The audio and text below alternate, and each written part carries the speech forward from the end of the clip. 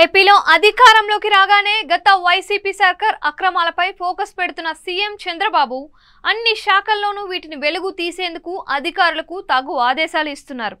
ఇదే క్రమంలో మాజీ సీఎం వైఎస్ జగన్ అడ్డాగా భావించే పులివెందుల నియోజకవర్గంలో చోటు చేసుకున్న అక్రమాలపై ఫుల్ ఫోకస్ పెట్టారు. ఇందులో భాగంగా 2 అక్రమాలను గుర్తించారు. వీటిలో ఒకదానిపై విచారణకు ఆదేశాలు కూడా ఇచ్చారు. అదే సమయంలో మరో అంశంపై సిఐడికి టీడీపీ ఎమ్మెల్యేతో ఫిర్యాదు చేయించారు. వైఎస్ఆర్ జిల్లా పులివెందుల్లో గత 5 ఏళ్ల వైసీపీ పాలనతో అంతా జగన్ ఆయన అనుచరుల కనుసన్నల్లోనే సాగింది. దీంతో స్థానికంగా జరగనున్న మెగా లేఅవుట్ వేశారు. ఇందులో నిబంధనలకు విరుద్ధంగా లబ్ధిదారుల ఎంపిక చేయడంతో పాటు ఇళ్ల నిర్మాణం జరగకుండానే హౌసింగ్ కార్పొరేషన్ నుంచి బిల్లులు కూడా తీసుకున్నారు.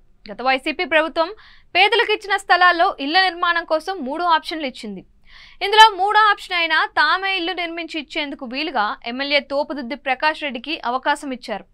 జగనన్న లేఅవుట్లో మొత్తం 8,400 ఇళ్లకు లబ్ధిదారులను ఎంపిక చేసి 6,990 ఇళ్లకు పనులు అప్పగించారు. కానీ నిర్మించిన ఇల్లు మాత్రం 99 మాత్రమే.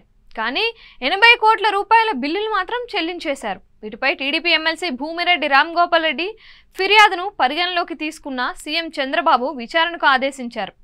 అనర్హుల్ని లబ్ధిదారులుగా ఎంపిక చేయడం, పనులు పూర్తి కాకుండా బిల్లులు చెల్లించిన వ్యవహారంపై దర్యాప్తు ప్రారంభించారు. అలాగే ఇడుపులపాయ వైఎస్ఆర్ స్మారక రాజీవ్ నాలెడ్జ్ వ్యాలీలో ఏర్పాటు చేసిన 23 వైఎస్ విగ్రహాల వ్యవహారంపైన విచారణ కోరుతూ టీడీపీ ఎమ్మెల్యే బోండా ఉమా సిఐడికి ఫిర్యాదు చేశారు.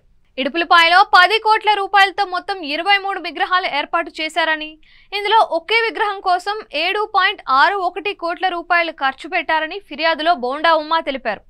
మిగిలిన విగ్రహాలకు మిగిలిన డబ్బులు ఖర్చు పెట్టారని, ఇది ప్రభుత్వ నిబంధనలకు విరుద్ధమని, బాధ్యులపై చర్యలు తీసుకోవాలని కోరారు. ఈ విగ్రహాల కోసం ఇతరులు టెండర్లు వేయకుండా వైసీపీ నేత కొండారెడ్డి బెదిరించిన వ్యవహారంపైన విచారణకు సిఐడి సిద్ధమవుతోంది.